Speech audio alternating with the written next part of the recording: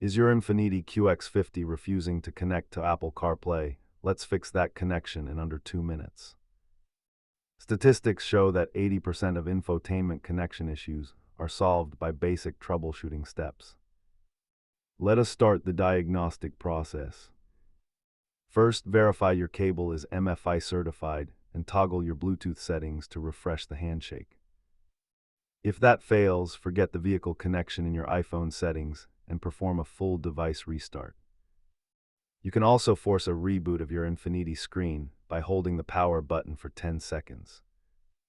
Most issues are software-based, but hardware damage to the USB port might require a professional look. A new cable is cheap, but replacing the infotainment control module is a significant investment. If you still have trouble, inspect the physical USB port for debris or ask your dealer about firmware updates. Keep a non-conductive pick and compressed air in your toolkit to safely clean out the USB console port. Remember, a quality cable is the most important factor in maintaining a stable connection. If these steps fixed your CarPlay, hit that like button and subscribe for more Infiniti troubleshooting tips.